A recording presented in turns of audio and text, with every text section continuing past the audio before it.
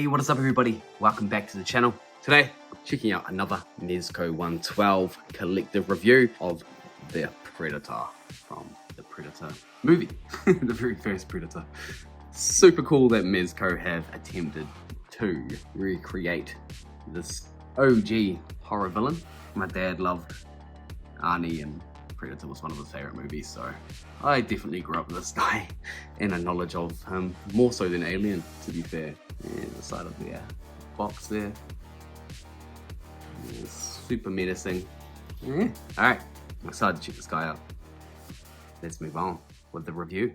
And here we have Predator out of the box and on display. And this guy is sick.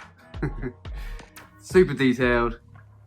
I mean, even the dreads, yeah, they're all movable and rubbery, and he just looks gross. This guy is cool. Just super detailed there. You got real netting on the body. There's some Predator feet. And look at the back. Some random pouches. And, it's phenomenal. Really cool. Alright, we'll give you a look at the accessories first. Have a bit of a play around and let you know some thoughts. And just taking a close look at the accessories that come with the Mezco Predator figure, and as you can see, there is a pretty good variety, to be honest. Start up first with his definitive weapon in his arsenal, plasma cannon. And there's some pretty good detailing in this one. Again, like I was saying before, this is deep articulated.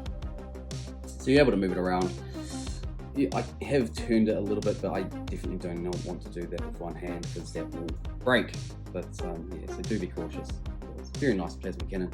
Just slides into the side of his back through that port there, and then you can use a little cannon blast to go into the tip. So pretty cool. Closer look at the biomask. And you can put batteries in this, and I'll show you what that looks like. So great little add-on from Mezco. I have seen people saying that this is not accurate as well. Like Dean Knight's video, he goes well in depth into the mask itself, and he actually does a mod on it, so I do encourage you to check out Dean's video on this. For me, I mean, I'm not the biggest Predator fan in the world. I do love Predator as a franchise, but I'm not too fussed if the mask is accurate or not. To me, that's a Predator mask, and that's good enough for me.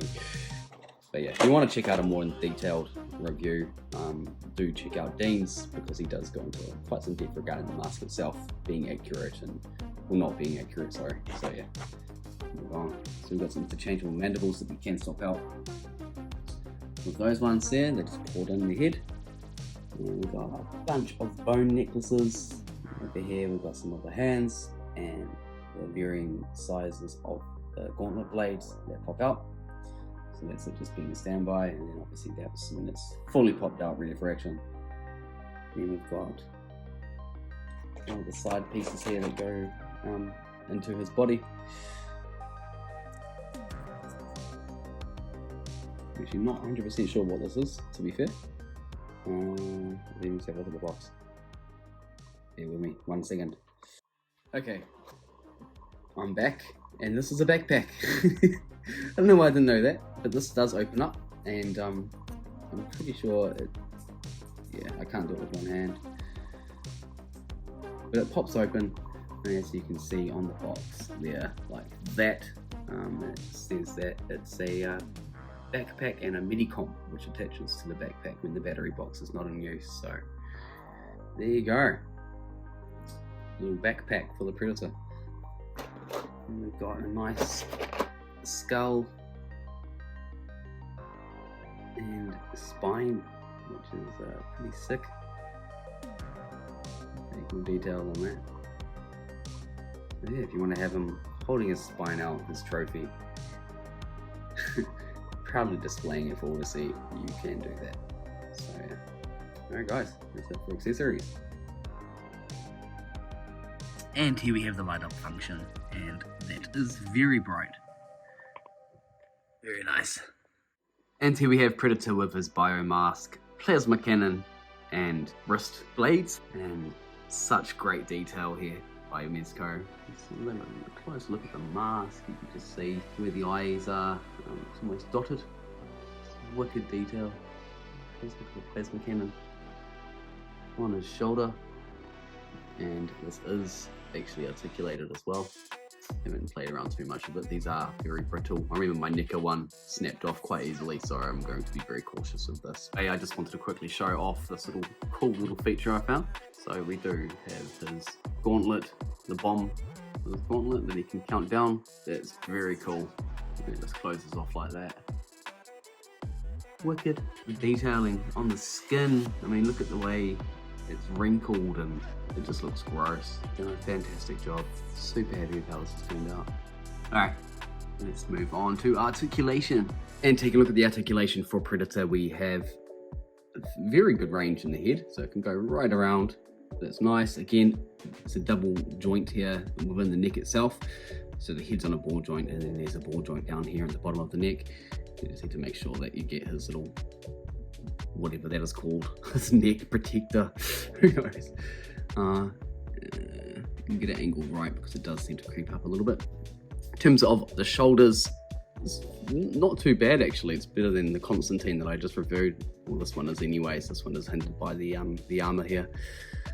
But that is, yeah, it goes up roughly to 90, a little bit maybe, yeah, 90 degrees there, which isn't too bad at all. And we do have a single joint here in the elbow, which is a shame. Got a wrist here, which is typical Mezco wrist joint, which allows you to get into some fairly decent range of movement.